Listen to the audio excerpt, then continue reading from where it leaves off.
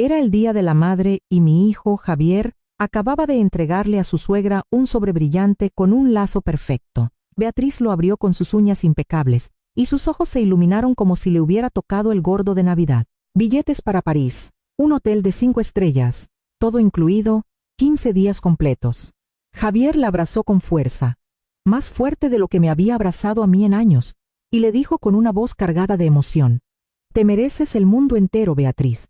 Siempre has estado ahí para nosotros». Yo estaba sentada en el sofá del salón, sosteniendo mi propio regalo, aún sin abrir, una pequeña bolsa de papel con un lazo sencillo. Todos aplaudieron. Sofía, mi nuera, se secó una lágrima de emoción. Alguien hizo fotos. Beatriz posaba con los billetes en la mano como una reina recibiendo su corona. Entonces, todas las miradas se volvieron hacia mí.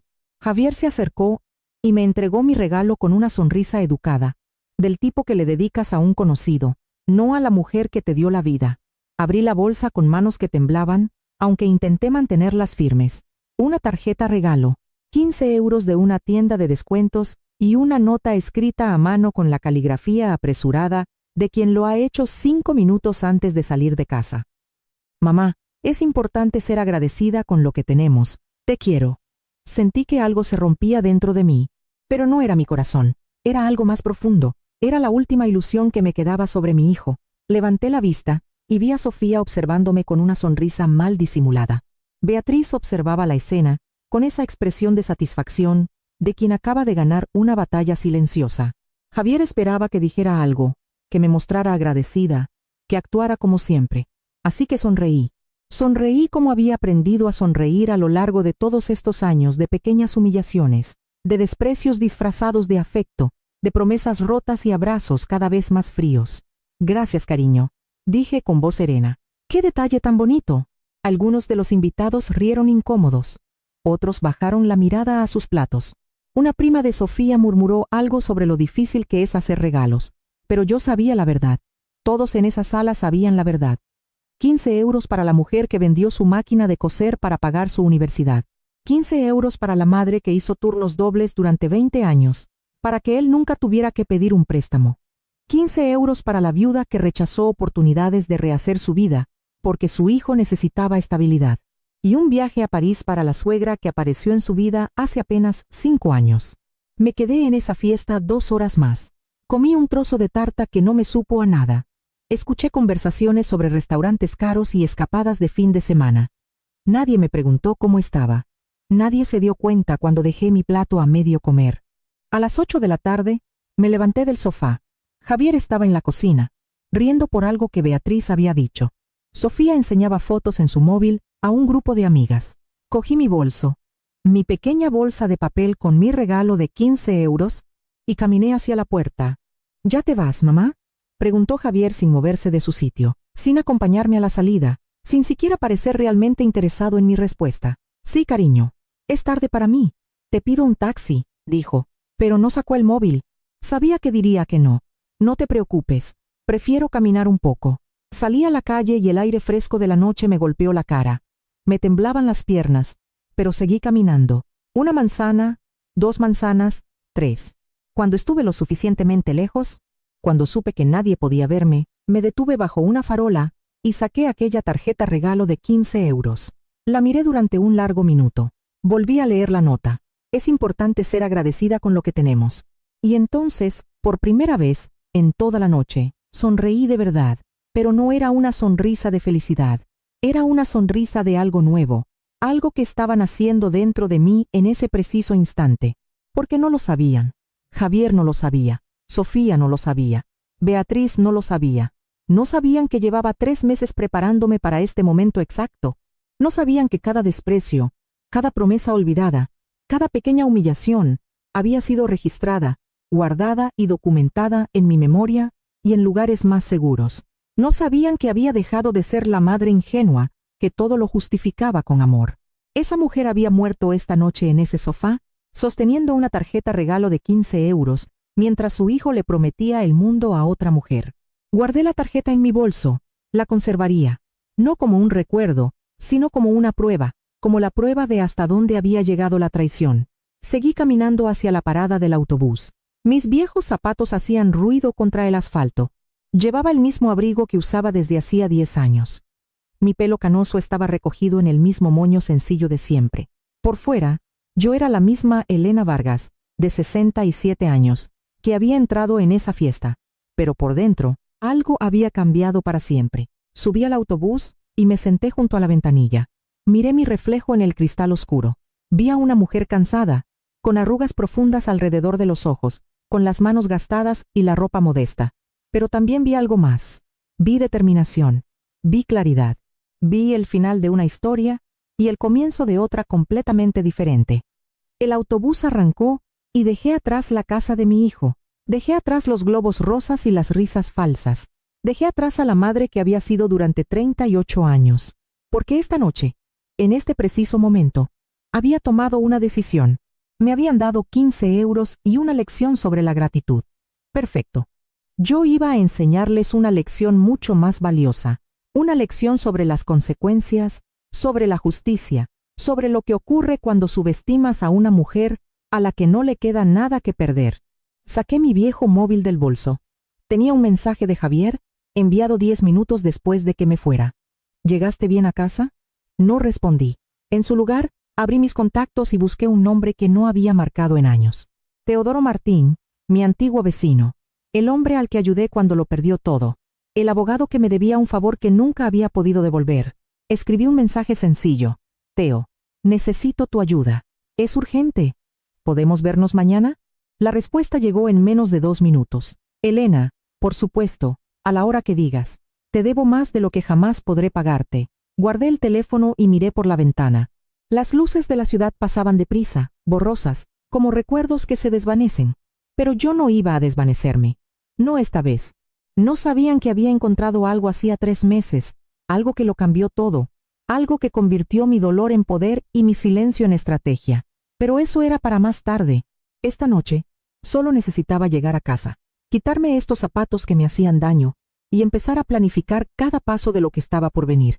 Porque si algo había aprendido en 67 años de vida era esto: las mujeres como yo, las que hemos sobrevivido a la pérdida, a la traición y al olvido, somos mucho más fuertes de lo que nadie imagina, y mucho más peligrosas cuando por fin decidimos dejar de perdonar. Esa noche no pude dormir. Me senté en mi pequeño piso, en el único sillón que tenía, mirando las paredes vacías que había contemplado durante tantos años. Mi casa era sencilla, 2 habitaciones, una cocina estrecha, un baño con azulejos antiguos. Nada que ver con el chalet de 3 plantas de Javier, con su césped perfecto y su garaje para 2 coches. Pero este piso era mío. Lo había pagado con mi trabajo, con mis manos, con cada puntada que había cosido durante décadas. Me preparé una manzanilla que no me bebí.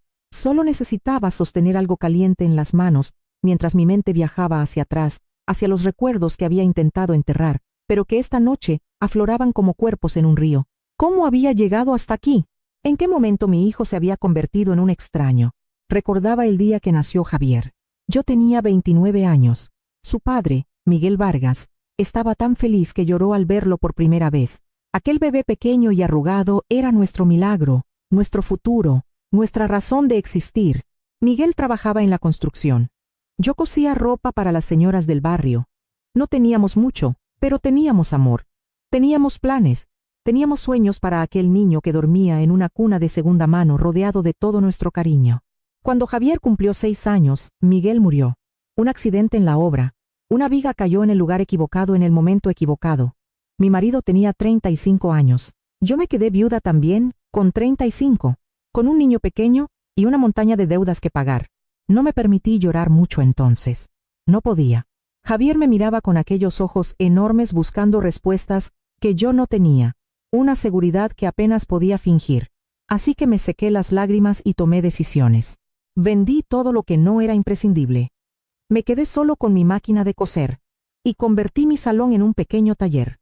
Trabajaba desde las 5 de la mañana hasta la medianoche, cosiendo vestidos de comunión, arreglando bajos de pantalones, haciendo cortinas, manteles, lo que fuera que me pidieran. Javier creció, y yo lo observaba desde mi máquina de coser. Le ayudaba con los deberes entre costura y costura. Le preparaba el desayuno antes del amanecer y la cena después del anochecer. Los fines de semana, Cuando otros niños iban al parque con sus padres, Javier se sentaba a mi lado y me pasaba los hilos. Me ayudaba a medir las telas. Algún día tendremos una casa más grande, mamá, me decía con esa voz de niño llena de esperanza. Y no tendrás que trabajar tanto. Yo le acariciaba el pelo y le creía. Le creía porque necesitaba creer en algo. Cuando Javier tenía 14 años, llegó a casa con una carta del instituto.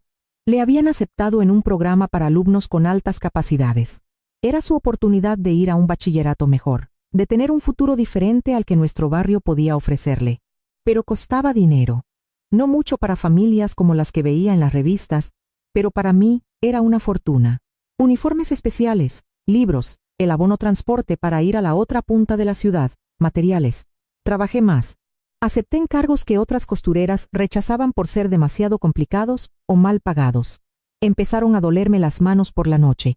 Se me cansaba la vista de mirar agujas y puntadas bajo la luz amarilla de mi vieja lámpara. Pero Javier fue a ese instituto y destacó. Sacó las mejores notas. Los profesores le adoraban. Yo iba a las reuniones de padres con mi ropa remendada y mis zapatos gastados, pero con la cabeza bien alta porque mi hijo era el mejor. Luego vino la universidad. Una beca parcial. El resto tenía que cubrirlo yo. Vendí mi máquina de coser antigua, la que había sido de mi madre, y me compré una más barata. Vendí las pocas joyas que Miguel me había regalado. Vendí mi alianza de boda. Javier nunca lo supo. Le dije que había ahorrado lo suficiente. No quería que se sintiera culpable. No quería que dejara de estudiar por mi culpa. Durante esos 4 años de carrera, yo comía menos para que su cuenta bancaria tuviera más. Llevé la misma ropa durante años. No fui al médico, aunque la espalda me dolía cada vez más. No me permití lujos, ni caprichos, ni descanso. Y Javier se licenció con matrícula de honor. Consiguió un trabajo en una gran empresa. Empezó a ganar dinero, buen dinero. Se mudó a un piso en una zona mejor de la ciudad. Ahora me toca a mí cuidar de ti, mamá, me dijo el día que firmó su contrato. Todo lo que hiciste por mí, te lo voy a devolver multiplicado. Lloré de felicidad ese día. Pensé que todo el sacrificio había merecido la pena. Pensé que por fin podría descansar. Pensé que mi hijo y yo estaríamos juntos, que cumpliría aquella promesa que me había hecho desde niño. Pero entonces conoció a Sofía. Al principio, parecía una chica agradable, educada, guapa, de buena familia. Venía de un mundo completamente diferente al nuestro. Su padre era dueño de varias tiendas. Su madre no había trabajado en su vida. Cuando Javier me la presentó, intenté ser amable. Cociné para ella, le enseñé fotos de Javier de pequeño, le conté historias de cuando éramos pobres pero felices. Sofía sonreía, pero era una sonrisa fría. Sus ojos recorrían mi pequeño piso con una expresión que yo conocía bien. Era la misma expresión que ponían las señoras ricas de la ciudad cuando venían a mi taller a encargar vestidos. Superioridad disfrazada de cortesía. Después de esa visita, Javier empezó a cambiar. Pequeños cambios al principio. Me llamaba menos. Cuando le llamaba yo, sus respuestas eran más cortas. Estoy ocupado, mamá. Hablamos luego. Tengo una reunión. Las visitas se hicieron menos frecuentes. Una vez al mes, luego cada 2 meses, luego solo en festivos señalados. Cuando anunció que se casaba, me alegré por él, pero también sentí un nudo en el estómago que no sabía explicar, como si supiera que algo estaba a punto de terminar. La boda fue grande y cara. Yo no pude pagar casi nada. Sofía y su familia se encargaron de todo. Fui una invitada más, sentada en una mesa al fondo del salón, con primos lejanos de Javier que apenas me conocían. Beatriz, la madre de Sofía, me saludó ese día con una palmada en el hombro y una sonrisa condescendiente.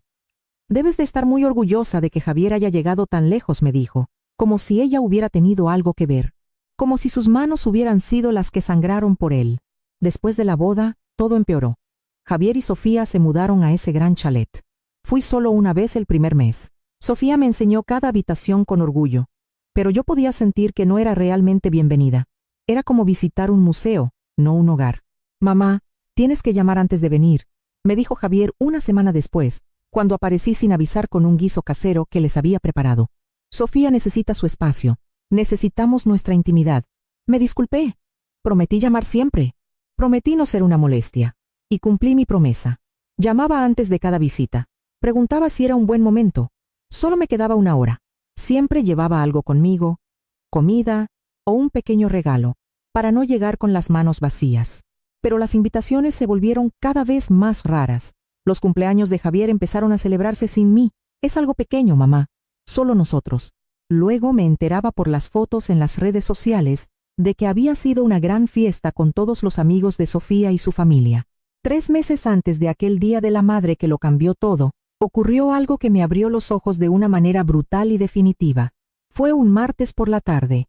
Javier había venido a visitarme, algo inusual en aquellos tiempos. Dijo que necesitaba usar mi baño, porque tenía una reunión cerca y no le daba tiempo a llegar a su oficina. Yo me alegré de verlo, aunque solo fuera por esos pocos minutos robados. Le preparé un café mientras estaba en el baño. Cuando salió, su móvil estaba sobre la mesa de la cocina. Con las prisas, se lo había olvidado allí. Iba a llevárselo, pero justo en ese momento, vibró y la pantalla se iluminó. No tenía contraseña o la había desactivado temporalmente. No lo sé, pero pude ver el mensaje completo que apareció en la pantalla. Era de Sofía. ¿Se ha ido ya tu madre? Beatriz viene en 1 hora, y no quiero que se cruce con ella. Ya sabes cómo se pone mi madre cuando tiene que fingir ser amable con gente así. Me empezaron a temblar las manos. Gente así. Esas 2 palabras se me clavaron en el pecho como si fueran reales y afiladas. Javier salió del baño secándose las manos. Vio su móvil en mis manos. Vio mi cara. Supo que había leído el mensaje. Mamá, no es lo que piensas, dijo rápidamente.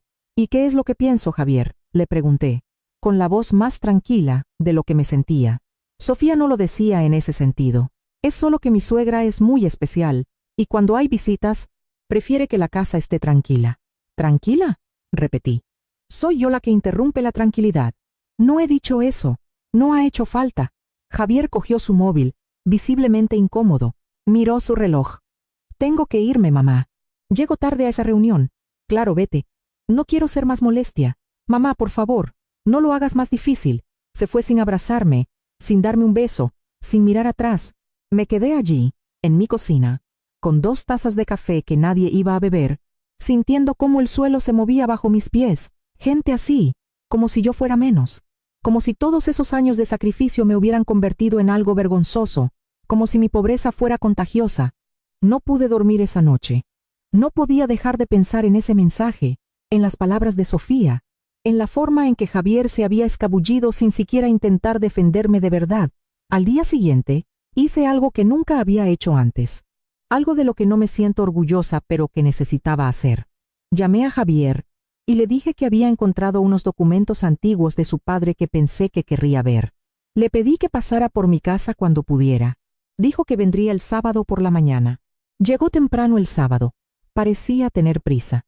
Le enseñé los documentos, fotos antiguas, certificados, cosas que realmente existían, pero que no eran la verdadera razón por la que le había llamado. Mientras miraba las fotos, volví a preparar café, y cuando fue al baño, cogí su móvil de la mesa. Esta vez tenía contraseña, pero yo conocía a mi hijo. Probé su fecha de nacimiento. No funcionó.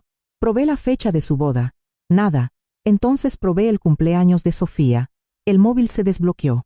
Me sudaban las manos. El corazón me latía tan fuerte que pensé que Javier lo oiría desde el baño, pero necesitaba saber.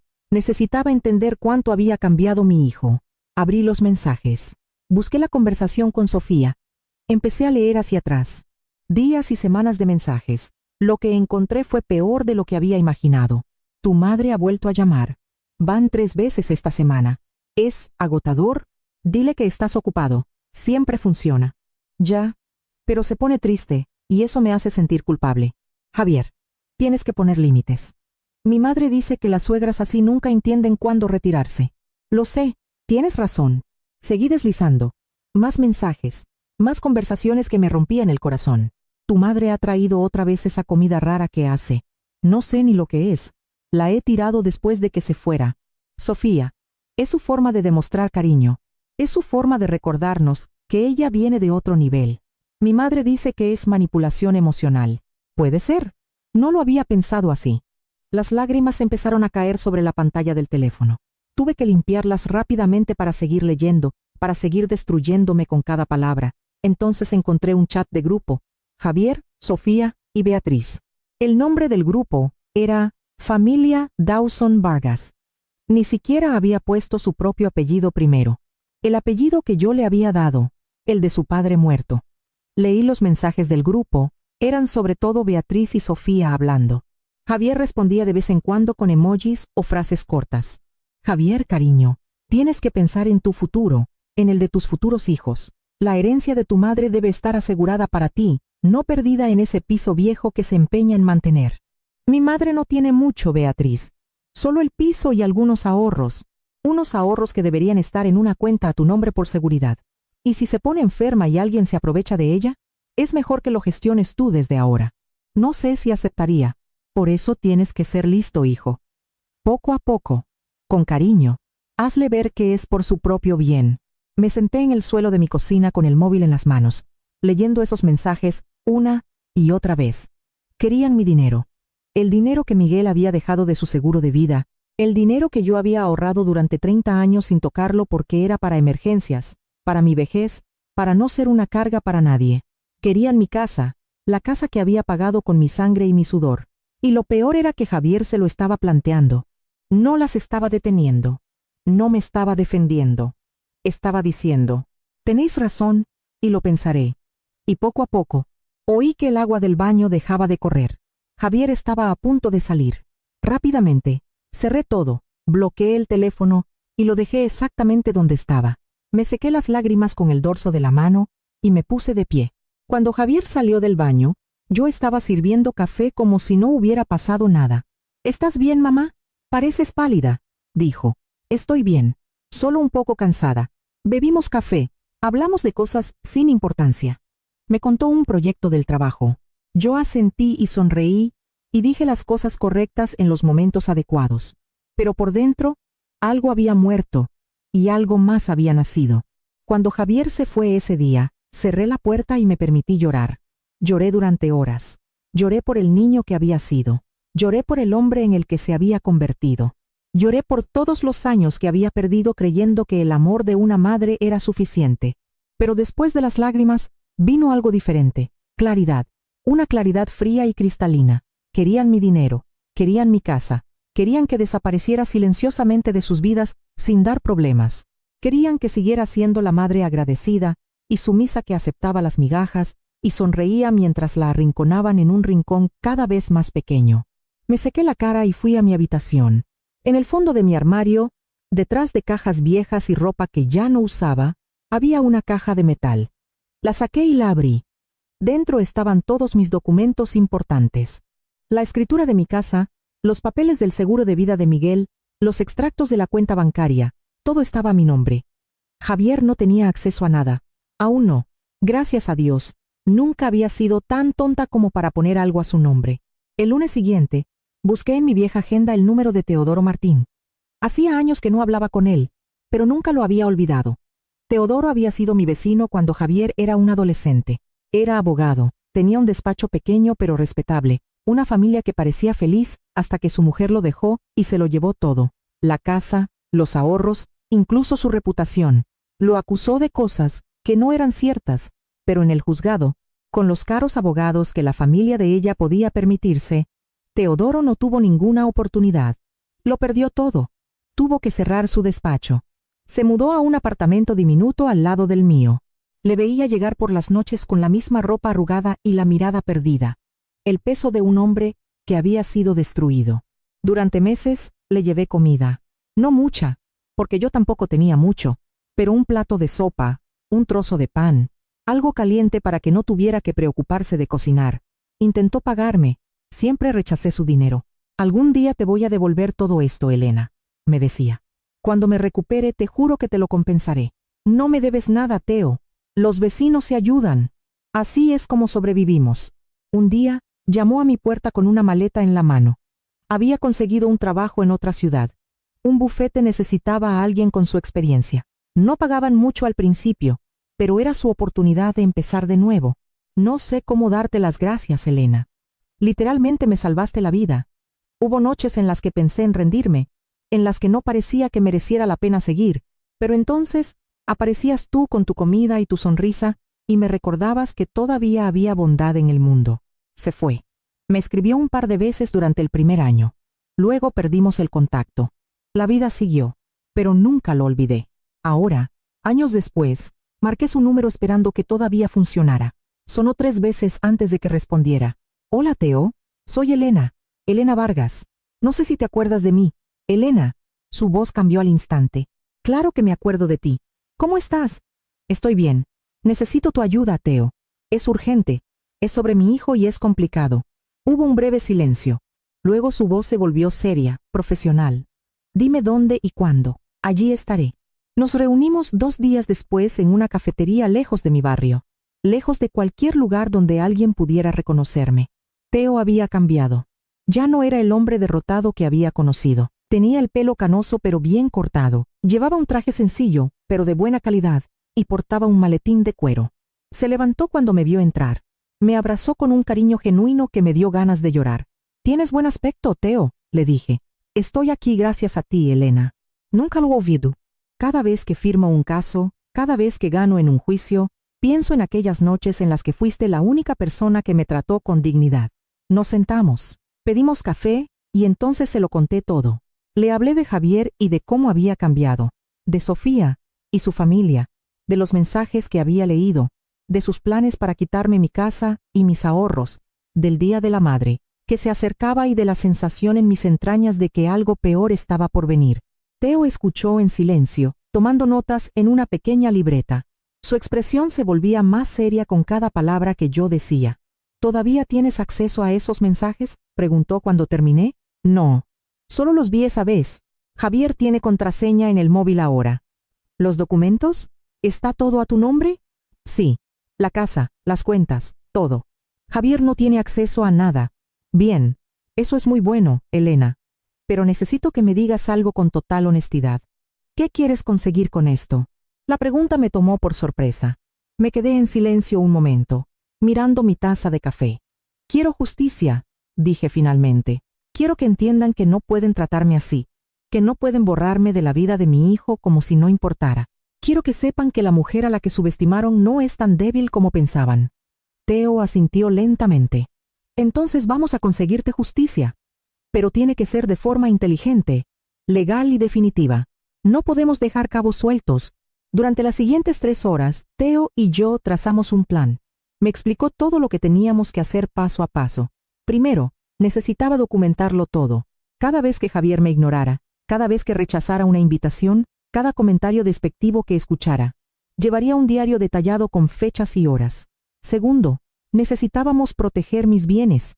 Teo redactaría documentos legales que asegurarían que nadie pudiera tocar mi casa o mis cuentas sin mi consentimiento explícito. Obtendríamos un informe de capacidad mental certificado por un médico, para que nadie pudiera argumentar en el futuro que no estaba en mi sano juicio cuando tomé estas decisiones. Tercero, y esta era la parte más importante, necesitaba seguir actuando con normalidad. No podía dejar que Javier o Sofía sospecharan que sabía algo. Tenía que ser la misma madre de siempre, sumisa, agradecida, invisible. «Va a ser difícil, Elena», me advirtió Teo. «Vas a tener que sonreír cuando te hagan daño. Vas a tener que aceptar humillaciones y actuar como si no te afectaran. ¿Puedes hacerlo?». Pensé en todos los años que ya había hecho exactamente eso. Sonreír cuando dolía, aceptar las migajas y actuar agradecida, ser invisible cuando todo lo que quería era ser vista. «Puedo hacerlo», le dije. «He estado practicando toda mi vida». Teo puso su mano sobre la mía. «Esto va a salir bien, Elena. Te lo prometo. Pero necesito que confíes en mí y sigas el plan exactamente como lo hemos diseñado. Sin improvisar, sin confrontaciones emocionales. Fría, calculadora, paciente, entendido. Una cosa más. Cuando esto termine, cuando ejecutemos el plan final, no habrá vuelta atrás. Tu relación con Javier cambiará para siempre. Probablemente la perderás por completo. ¿Estás preparada para eso?». Esa pregunta me dolió más de lo que esperaba, pero la respuesta era clara. «Ya lo he perdido, Teo. Al hijo que crié, al niño que prometió cuidarme, ya no existe. El hombre que es ahora no me quiere en su vida. Solo quiere mi dinero. Así que no tengo nada que perder». Salimos de esa cafetería con un plan sólido y un acuerdo. Teo no me cobraría nada por su trabajo. Dijo que esta era su forma de pagarme finalmente todo lo que había hecho por él. Intenté insistir, pero se negó en redondo. «Tú me salvaste cuando nadie más lo hizo, Elena. Ahora, déjame salvarte a ti». Los días siguientes fueron extraños. Seguí mi rutina normal, pero todo se sentía diferente. Era como si estuviera actuando en una obra de teatro. Elena, la madre devota, el papel que había interpretado durante décadas. Javier me llamó para invitarme a cenar. Algo inusual. Sospeché inmediatamente que querían algo. Fui a su casa con una tarta que había horneado. Sofía me recibió con esa sonrisa falsa que tan bien conocía. Beatriz también estaba allí, sentada en el mejor sofá, como si fuera la dueña del lugar. Durante la cena todos fueron excesivamente amables. Javier preguntó por mi salud. Sofía alabó mi tarta, aunque noté que solo tomó un pequeño bocado.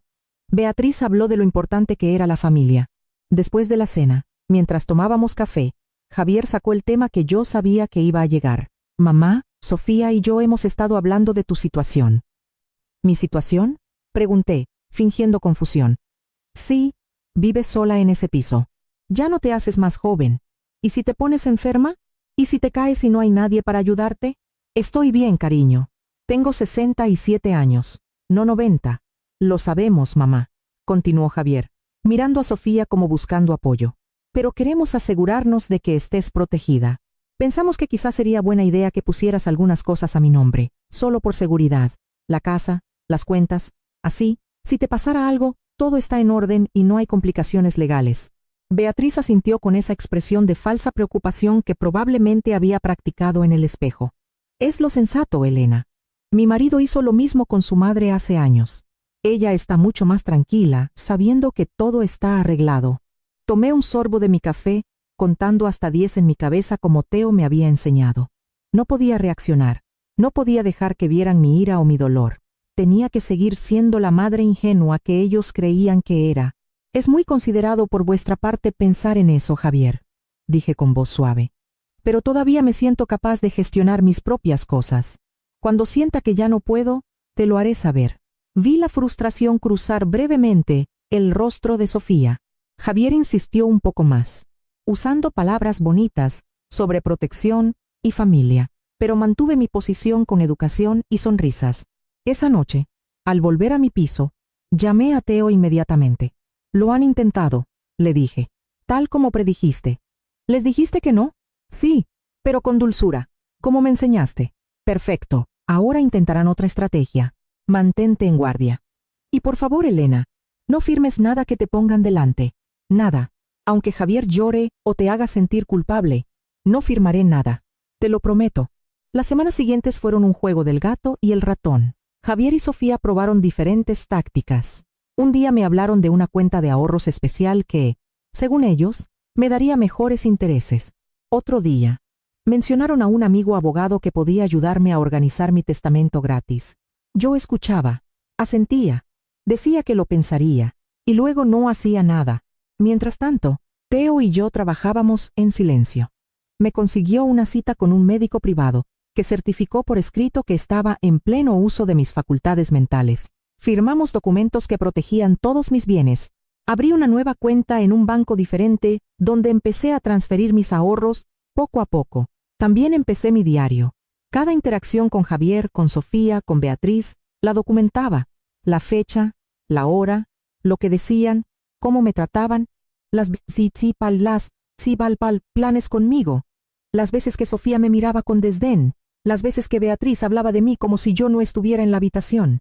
Y entonces, llegó el día de la madre, el día de los 15 euros, y la tarjeta regalo, el día que confirmó todo lo que ya sabía, pero que aún así, dolió como si fuera nuevo.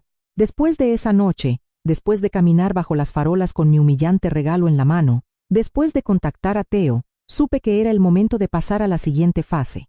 Nos reunimos en su despacho. Era un espacio pequeño pero profesional, con estanterías llenas de libros de derecho y un escritorio organizado. Han mostrado sus cartas, Elena, me dijo Teo. Ahora sabemos exactamente quiénes son y qué quieren. Es hora de preparar el golpe final. ¿Qué necesitas que haga? Primero vamos a vender tu casa. Se me cortó la respiración por un momento. Mi casa, el lugar donde había criado a Javier, donde Miguel y yo habíamos sido felices, donde cada rincón guardaba un recuerdo. ¿Venderla? Repetí con voz débil. Sé que duele, pero piénsalo, Elena. Esa casa es tu mayor activo. Si Javier consigue manipularte, o peor, conseguir algún documento legal para que firmes, esa casa sería lo primero que se llevaría. Necesitamos convertirla en dinero que podamos mover y proteger. Tenía razón. Lo sabía, pero dolía igualmente.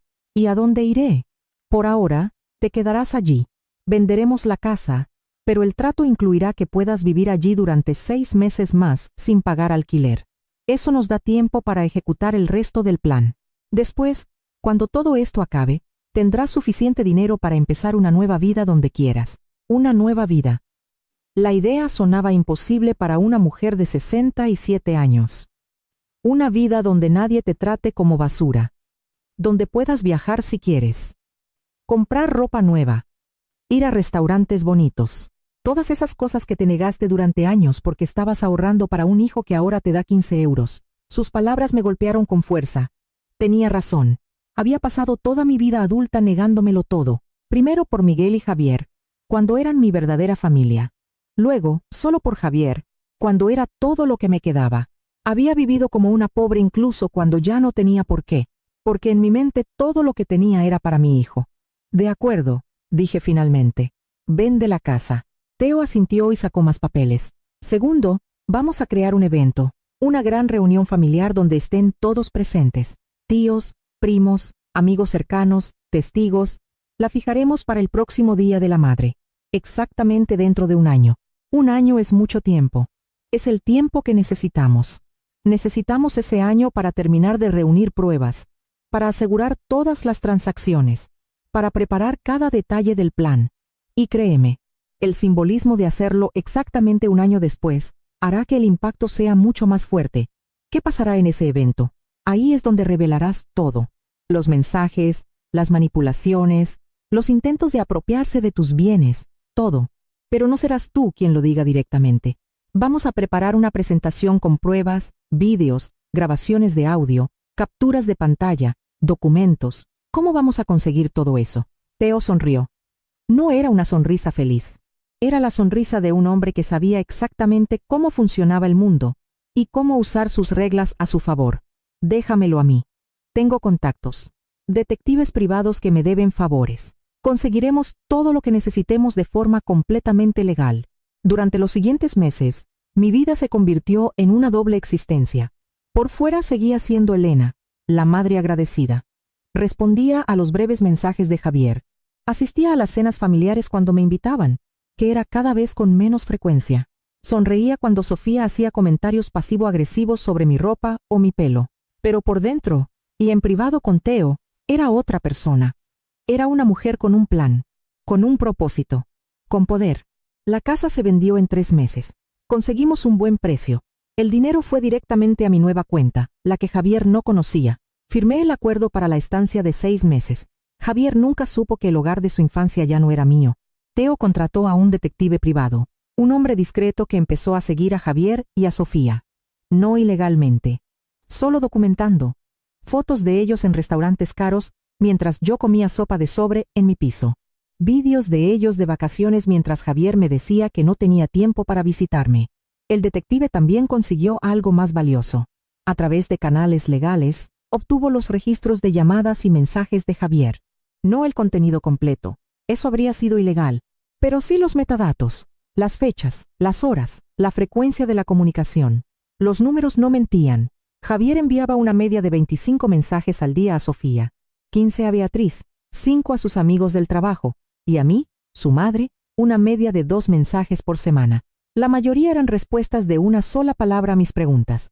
Teo me enseñó los gráficos que había creado con esa información. Barras de colores que mostraban visualmente el abandono.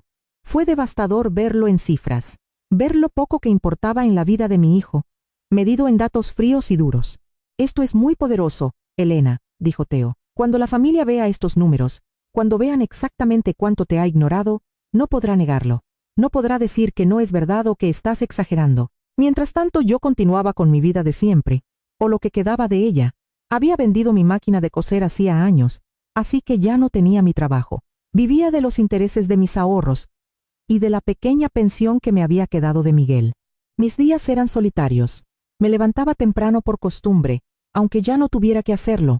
Preparaba café para una. Veía las noticias en mi vieja televisión. Leía libros de la biblioteca. Daba paseos por el parque. A veces veía a otras mujeres de mi edad con sus hijos y sus nietos, familias riendo juntas, haciéndose fotos, abrazándose con un cariño genuino, y sentía una punzada en el pecho que ya no sabía si era tristeza, envidia o rabia. Javier me llamaba aproximadamente un domingo sí y otro no. Conversaciones de 5 minutos en las que me preguntaba qué tal estaba. Yo decía que bien. Él me contaba algo vago sobre el trabajo. Y luego, tenía que colgar porque tenía cosas que hacer. Nunca me preguntó qué hacía con mis días. Nunca me preguntó si estaba sola. Nunca me preguntó si necesitaba algo. Y yo nunca se lo dije, porque había aprendido que en realidad no le importaba. En mis 68 cumpleaños, Javier me envió un mensaje de texto. «Feliz cumpleaños, mamá. Te queremos mucho», con un emoji de una tarta. No vino a verme. No llamó. Solo ese mensaje genérico que probablemente Sofía le había recordado que enviara. Me senté sola en mi piso ese día, con un trozo de pastel que me había comprado en la pastelería de la esquina, y me permití llorar. No por el cumpleaños olvidado. A eso estaba acostumbrada. Lloré por todos los cumpleaños que yo le había celebrado a él. Las fiestas que organicé con dinero que no tenía. Los regalos que compré sacrificando otras cosas. El amor que di sin límites, esperando que un día se multiplicara y volviera. Pero después de las lágrimas, llamé a Teo. «¿Cómo van los preparativos?», le pregunté. «Bien, muy bien. Lo tenemos casi todo. ¿Tú cómo estás?» «Cansada, triste, pero decidida. Eso es lo importante. La determinación. Porque voy a ser sincero contigo, Elena. Lo que vamos a hacer va a doler.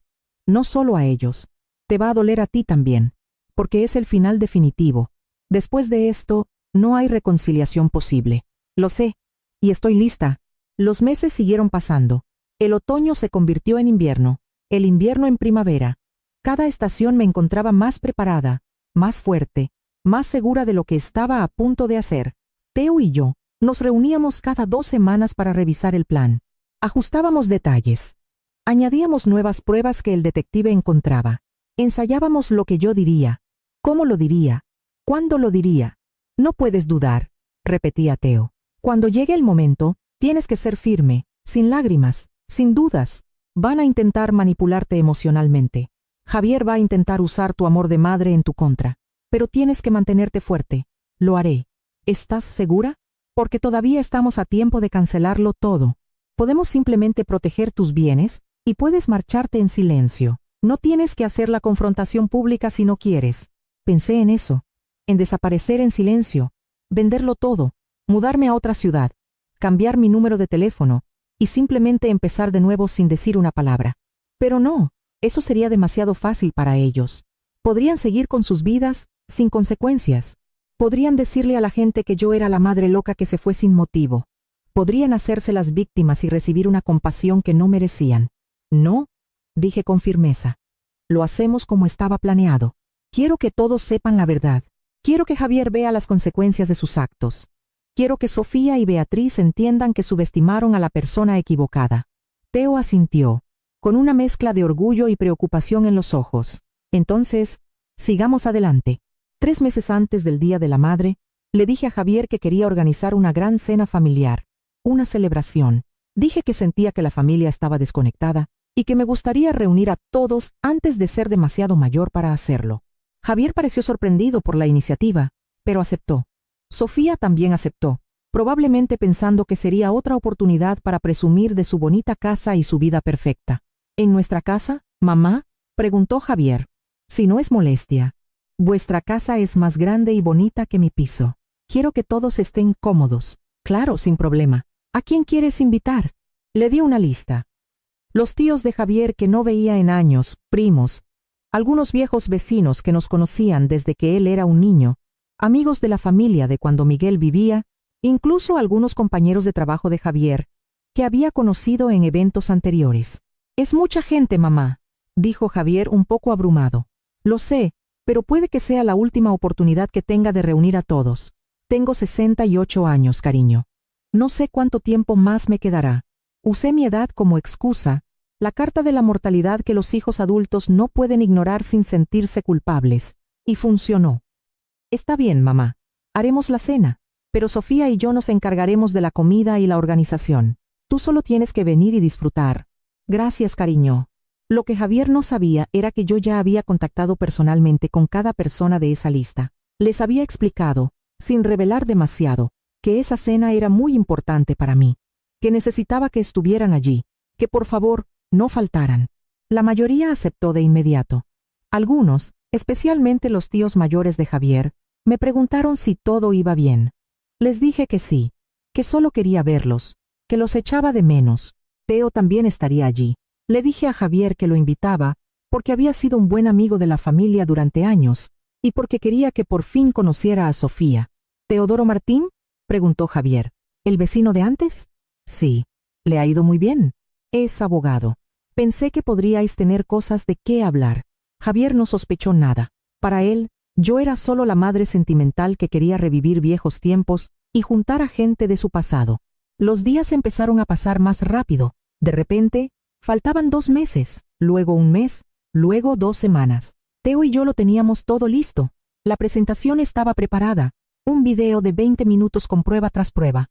Mensajes de texto, grabaciones de audio, fotos, gráficos, documentos legales, todo organizado de forma clara, cronológica, irrefutable.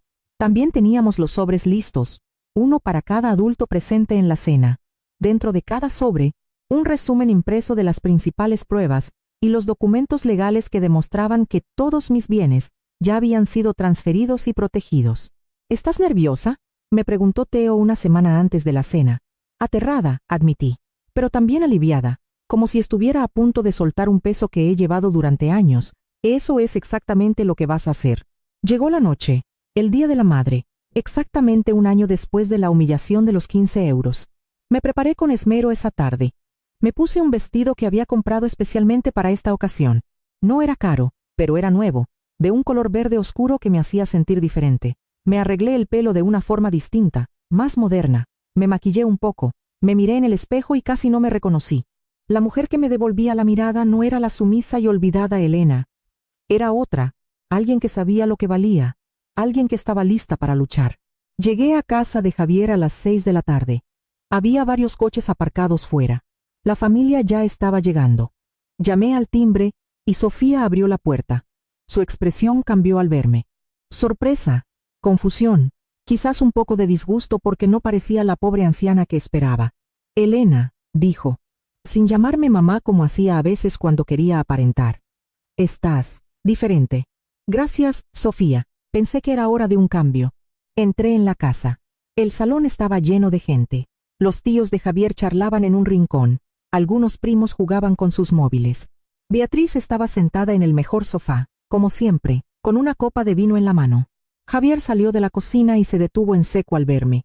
Mamá, dijo, acercándose lentamente. Qué guapa estás. Ese vestido es nuevo. Decidí que era hora de gastar un poco en mí.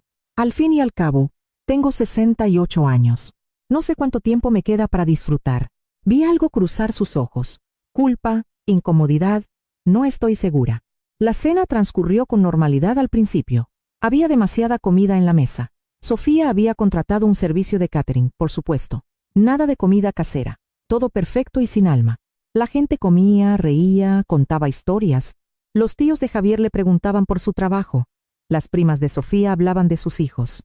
Beatriz contaba anécdotas de sus últimos viajes. Yo comía en silencio, observándolo todo. Teo estaba sentado a mi lado. De vez en cuando, me miraba y asentía ligeramente, recordándome que estaba allí, que todo iba según el plan. Después de la cena, cuando sirvieron el postre, Javier se levantó y golpeó su copa con una cuchara. El mismo gesto que había hecho 1 año antes. Quiero daros las gracias a todos por venir esta noche, comenzó.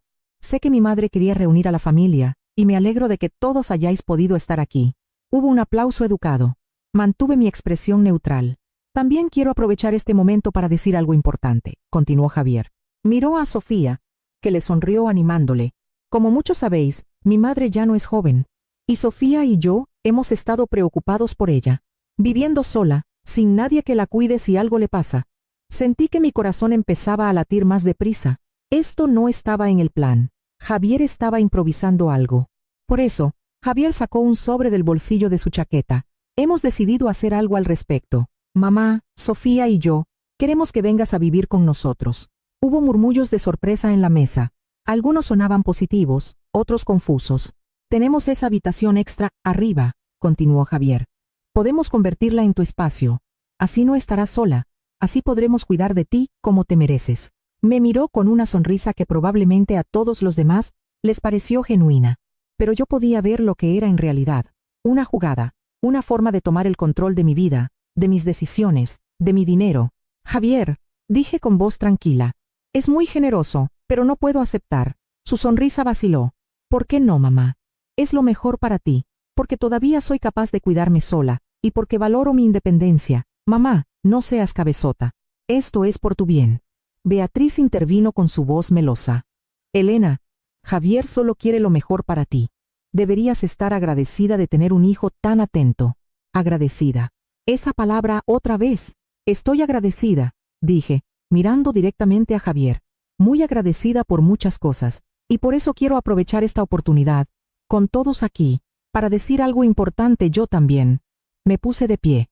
Teo hizo lo mismo, moviéndose hacia la pared donde había una gran pantalla que Javier usaba para ver películas. ¿Qué haces, mamá?, preguntó Javier con tono nervioso. Voy a haceros un regalo a todos, dije. A todos vosotros. El regalo de la verdad. Teo conectó su portátil a la pantalla. Javier se acercó rápidamente. Mamá, no sé qué es esto, pero quizás deberíamos hablarlo en privado primero. No, cariño. Ya hemos tenido suficientes conversaciones privadas. Esta es pública, como debe ser. La pantalla se iluminó. Apareció un título sencillo. La verdad sobre Elena Vargas y su familia. Sofía se levantó. Esto es ridículo. Elena, no sé qué estás planeando, pero no vamos a permitir. Siéntate, Sofía, dije, con una voz que no reconocí como mía.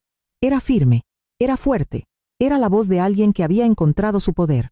O te sientas y miras esto, o te vas. Pero si te vas, todos sabrán por qué. Me miró con odio puro, pero se sentó. El video comenzó. La primera imagen era una foto de Javier de bebé en mis brazos. Yo parecía tan joven, tan feliz, tan llena de esperanza. Mi voz grabada empezó a narrar. Teo y yo habíamos preparado cada palabra cuidadosamente. Mi nombre es Elena Vargas. Tengo 68 años. Soy la madre de Javier Vargas. Y esta es mi historia. El video mostraba fotos de nuestra vida. Miguel y yo, recién casados. Javier creciendo. La casa humilde donde vivíamos. Mi máquina de coser. Cuando mi marido murió, Javier tenía 6 años. Me quedé sola con un niño y una montaña de deudas. Trabajé día y noche durante 22 años para darle a mi hijo todo lo que necesitaba. Educación, oportunidades, amor, más fotos. Javier en el colegio. Javier graduándose. Javier en su primer día de trabajo. Mi hijo creció y se convirtió en un hombre de éxito. Me prometió que cuando pudiera, cuidaría de mí como yo había cuidado de él. Le creí, porque eso es el amor de una madre. Crees incondicionalmente. Entonces, el tono del video cambió. Aparecieron los mensajes de texto, los que yo había encontrado en el móvil de Javier, ampliados en la pantalla para que todos pudieran leerlos con claridad. Tu madre ha vuelto a llamar. Van 3 veces esta semana. Es agotador. Oí jadeos alrededor de la mesa. Javier se había puesto pálido. Aparecieron más mensajes, uno tras otro. Conversaciones entre Javier y Sofía, entre Sofía y Beatriz. Comentarios crueles, planes para manipularme. Conversaciones sobre mi dinero y cómo conseguirlo. Tu madre ha traído otra vez esa comida rara que hace. No sé ni lo que es. La he tirado después de que se fuera. Mi madre dice que las suegras así nunca entienden cuándo retirarse. La herencia de tu madre debe estar asegurada para ti, no perdida en ese piso viejo.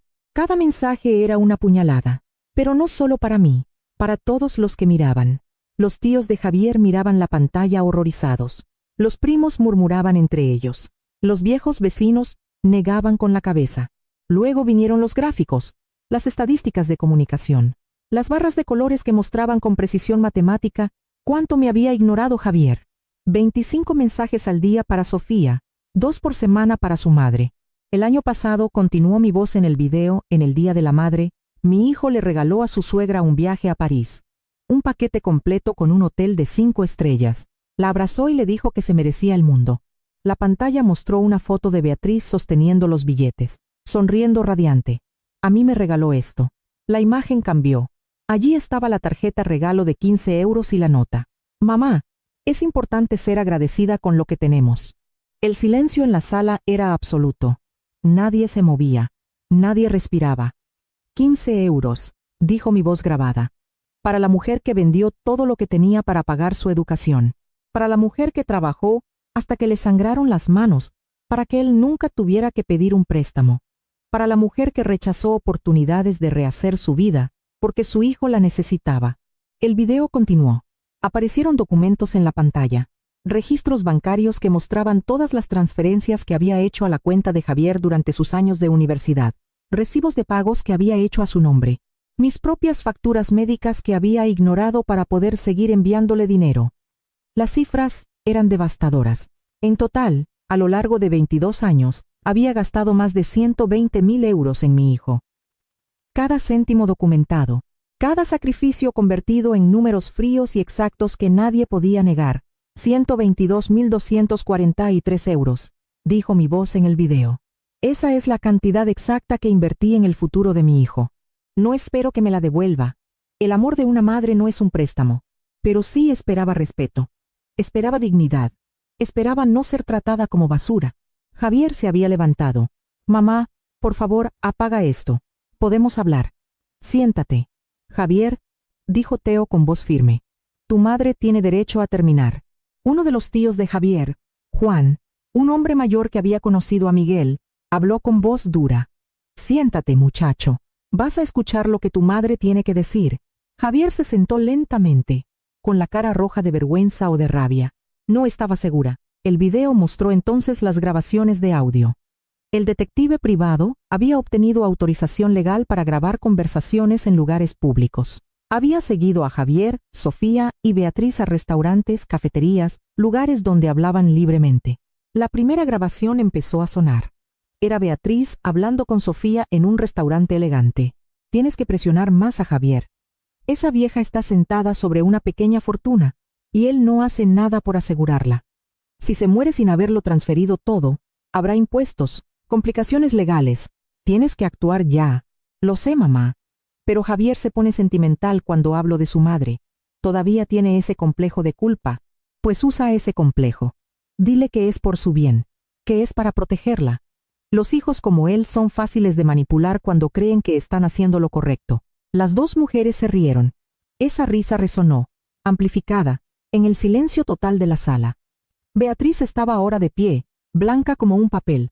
Eso es ilegal. ¿No podéis grabar conversaciones privadas? Sí. Era un lugar público, interrumpió Teo con calma profesional. Y tenemos todos los permisos legales necesarios. ¿Le gustaría ver la documentación? Beatriz cerró la boca. La siguiente grabación era de Javier y Sofía una semana antes de esta cena. No entiendo por qué tu madre quiere hacer esta cena ridícula, decía Sofía. Es como si quisiera recordar a todo el mundo que existe. Quizás está sola, respondió Javier sin mucha convicción. Pues que se busque amigas de su edad. No es nuestro trabajo entretenerla. Ya hacemos bastante invitándola a las cosas importantes. Lo sé. Tienes razón. A veces es agotador tener que lidiar con ella. Exacto. Y después de esta cena, vamos a presionar más para que venga a vivir aquí. Una vez que esté bajo nuestro techo, será mucho más fácil conseguir que firme los papeles que necesitamos. ¿Estás segura de que eso es legal? Claro que es legal. Eres su hijo. Ella va a querer que lo tengas todo. Solo necesita un empujoncito. Javier había dicho que sí, había aceptado el plan. No con entusiasmo, pero tampoco con resistencia. Simplemente había dejado que su mujer planeara cómo manipular a su propia madre. Los primos de Javier apartaban la mirada. Una de sus tías, Clara, lloraba en silencio. Los viejos vecinos que me conocían desde hacía décadas me miraban con una mezcla de piedad y admiración. El video llegó a su parte final. Mi rostro apareció en la pantalla. Me había grabado la semana anterior, sentada en mi piso, hablando directamente a la cámara. He pasado este último año preguntándome si estaba siendo demasiado dura, decía mi imagen en la pantalla. Si quizás estaba exagerando. Si el amor de una madre significa perdonarlo todo, siempre, sin importar cuánto duela. Hice una pausa en el video. Mi rostro mostraba todo el dolor de esos años. Pero entonces me di cuenta de algo. El amor no puede existir solo de un lado. El respeto no es opcional. La dignidad no es negociable. Y yo merezco más que migajas de afecto de un hijo que se avergüenza de mí. La pantalla se quedó en negro. El video había terminado. Teo sacó una pila de sobres de su maletín. Empezó a repartirlos por la mesa. uno para cada adulto presente. Dentro de estos sobres, explicó con voz clara y profesional, encontrarán documentos legales certificados que prueban lo siguiente. Primero, que la señora Elena Vargas está en pleno uso de sus facultades mentales, certificado por 3 médicos independientes. Segundo, que todos los bienes de la señora Vargas han sido transferidos a cuentas y propiedades a su nombre exclusivo, inaccesibles para cualquier otra persona. Tercero, que la casa donde vivía la señora Vargas ha sido vendida y el dinero está legalmente protegido. Javier abrió su sobre con manos temblorosas. Leyó el primer documento y su rostro se descompuso. «Vendiste la casa», dijo con una voz apenas audible. «La casa de papá, nuestra casa, mi casa», le corregí. «La casa que pagué con mi trabajo. La casa que estaba a mi nombre. Sí, la vendí, porque no iba a dejar que me la quitaras». «No íbamos a quitarte nada», gritó Javier, perdiendo la compostura. «Solo queríamos ayudarte». «¿Ayudarme?». Mi voz se alzó por primera vez en toda la noche. «¿Ayudarme dándome 15 euros, mientras le regalas a tu suegra un viaje a París? ¿Ayudarme planeando cómo manipularme para firmar papeles? ¿Ayudarme llamándome agotadora con tu mujer?». Javier no tuvo respuesta. Solo miraba el documento en sus manos como si no pudiera creer lo que leía. Sofía se levantó violentamente, derribando su silla. «Esto es una locura. Eres una vieja amargada que no puede aceptar que su hijo tiene su propia vida, que no gira en torno a ti». «Tienes razón», dije con calma. «Su vida no gira en torno a mí. Está claro. Pero mi vida tampoco tiene que girar en torno a ser humillada y utilizada». Beatriz finalmente encontró su voz. «Javier, no tienes por qué tolerar esto. Es tu madre. Legalmente está obligada a...». «No está obligada a nada», interrumpió Teo. «La señora Vargas es una adulta independiente con pleno control sobre su patrimonio. No tiene ninguna obligación legal de dejarle nada a nadie. Y después de lo que hemos presentado aquí esta noche, creo que todos podemos entender por qué ha tomado estas decisiones». El tío Juan se levantó. Era el hermano mayor de Miguel, un hombre de principios que siempre había sido justo. «Javier», dijo, con la voz llena de decepción, «tu padre estaría avergonzado. Miguel murió para que tú tuvieras un futuro, y esta mujer», me señaló, «sacrificó todo para cumplir el sueño de tu padre. ¿Y así se lo pagas? Tío Juan, no lo entiendes». «Entiendo perfectamente. Entiendo que te has olvidado de dónde vienes. Entiendo que has dejado que estas dos», miró a Sofía y a Beatriz con desprecio, «te conviertan en alguien que tu padre no reconocería». La tía Clara también se levantó. «Elena, perdónanos. Perdóname. Deberíamos haber estado más presentes. Deberíamos habernos dado cuenta de cómo te trataban. No es vuestra culpa, Clara. Yo lo permití. Seguí esperando que las cosas mejoraran, que mi hijo recordara quién era». Más gente empezó a levantarse de la mesa. Los viejos vecinos se acercaron a abrazarme. Los tíos de Javier lo miraban con una mezcla de ira y decepción. Los primos susurraban entre ellos, claramente del lado de la verdad que acababan de presenciar. Sofía cogió su bolso. «Me voy. No me quedo a este circo». «Vete», le dije. «Pero antes de que lo hagas, quiero que sepas algo. Esa habitación extra que querías convertir en mi espacio, úsala para otra cosa, porque no voy a vivir aquí. No voy a vivir bajo el mismo techo que gente que me ve como un problema a resolver». Beatriz siguió a su hija hacia la puerta. Antes de salir, se giró hacia mí. «Te vas a morir sola, Elena. Sin familia, sin nadie que te cuide. Espero que tu orgullo te merezca la pena». La miré directamente a los ojos, sin parpadear. «Prefiero morir sola con mi dignidad intacta que vivir rodeada de gente que me desprecia. Y para tu información, Beatriz, no me voy a morir pronto. De hecho, acabo de empezar a vivir». Sofía y Beatriz se fueron, dando un portazo. El sonido retumbó en la casa, como un trueno. Javier seguía sentado, con la cabeza entre las manos. Algunos invitados empezaron a marcharse, no sin antes acercarse a abrazarme, a susurrarme palabras de apoyo, a darme sus números de teléfono por si necesitaba algo. El tío Juan fue el último en irse. Puso su mano en mi hombro. «Miguel estaría orgulloso de ti, Elena». «De él no», señaló a Javier con la cabeza. «Pero de ti sí, por defenderte, por no dejar que te pisotearan». Cuando todos se fueron, solo quedamos Javier, Teo y yo en esa sala grande y silenciosa. Javier finalmente levantó la vista. Tenía los ojos rojos. No supe si era de rabia o de lágrimas no derramadas. «¿Cómo has podido hacerme esto, mamá?». Su voz temblaba. «Humillarme delante de toda la familia. Destruir mi reputación. Yo no he destruido nada, Javier. Simplemente he mostrado la verdad. Tú destruiste tu propia reputación con tus actos. Pero soy tu hijo. Se supone que las madres lo perdonan todo. Las madres perdonan, dije con voz cansada. Pero las madres también son seres humanos con límites. Y tú cruzaste todos los míos. Yo no quería hacerte daño. Sofía puede ser un poco intensa a veces, pero yo nunca quise. Nunca quisiste hacerme daño, pero lo hiciste, una y otra vez. Y lo peor es que no fue por ignorancia o por error. Fue por elección. Elegiste a tu mujer y a su familia por encima de mí. Elegiste tu comodidad por encima de mi dignidad. Elegiste 15 euros cuando me habías prometido el mundo. Javier se levantó. Entonces, ¿qué se supone que haga ahora? ¿Cómo sigo adelante después de esto? Eso es algo que tendrás que averiguar por tu cuenta. Igual que yo tuve que averiguar cómo seguir adelante cuando tu padre murió, igual que tuve que averiguar cómo vivir con el dolor de ver a mi único hijo convertirse en un extraño. Mamá, su voz se quebró. Pero yo ya había dicho todo lo que tenía que decir. No me quedaban palabras. No me quedaban lágrimas. Solo había un vacío, donde antes había amor incondicional. Y ese vacío era, paradójicamente, liberador. Cogí mi bolso. Teo me ofreció su brazo, y lo tomé. Espera, dijo Javier cuando llegamos a la puerta. ¿A dónde vas a ir? A vivir mi vida, Javier. La vida que me negué durante 68 años. Porque pensaba que mi único propósito era ser tu madre. Pero resulta que soy más que eso. Soy Elena Vargas, y estoy empezando a descubrir quién es esa mujer. ¿Volveré a verte? Me detuve en la puerta. Pensé en esa pregunta. La pregunta que cualquier madre querría responder con un sí inmediato. Pero yo ya no era cualquier madre. No lo sé, cariño.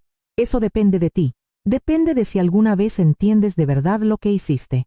Depende de si puedes ver más allá de lo que Sofía y Beatriz te han metido en la cabeza y recordar quién eras antes de ellas. Depende de si el hombre que fuiste puede volver o si murió para siempre.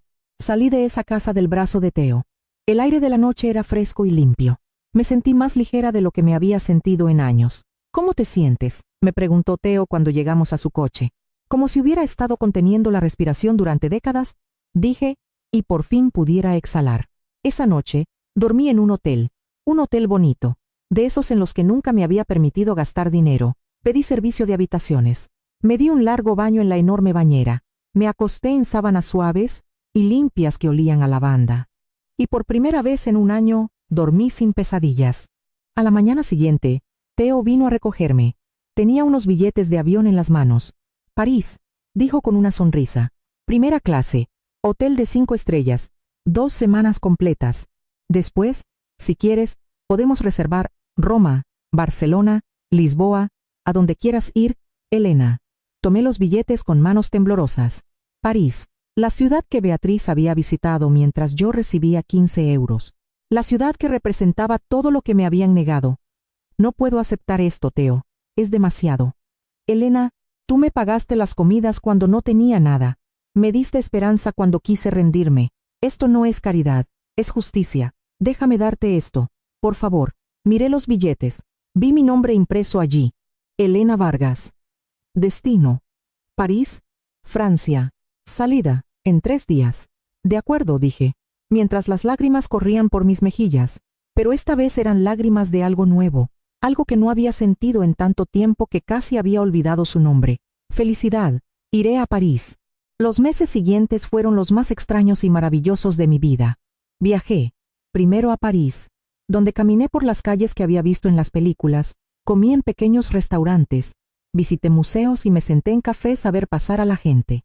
Luego Roma, donde las ruinas antiguas me recordaron que incluso las cosas que parecen eternas, al final cambian. Barcelona, donde el arte y los colores me devolvieron algo que creía haber perdido para siempre: el asombro. En Lisboa, conocí a un grupo de mujeres de mi edad, viajeras también, algunas viudas, otras divorciadas, todas buscando algo que habían perdido por el camino. Nos hicimos amigas, compartimos historias, risas y vino barato en terrazas con vistas al océano. Una de ellas, Judith, me preguntó por qué había esperado tanto para empezar a viajar. Porque pensaba que mi vida ya se había acabado, le dije. Pensaba que a mi edad ya solo quedaba esperar el final. ¿Y qué piensas ahora? Ahora. Pienso que quizás mi verdadera vida acaba de empezar.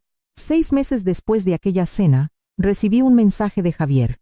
Era largo, varias pantallas de texto. Decía que él y Sofía estaban en terapia de pareja, que ella se había ido a vivir con su madre temporalmente, que había tenido mucho tiempo para pensar. Decía que lo sentía, que no había entendido de verdad lo que había hecho hasta que toda la familia dejó de hablarle, hasta que sus tíos le enviaron mensajes diciendo lo decepcionados que estaban, hasta que se quedó solo en esa gran casa y se dio cuenta de que había cambiado a su madre por la aprobación de gente que nunca lo quiso de verdad.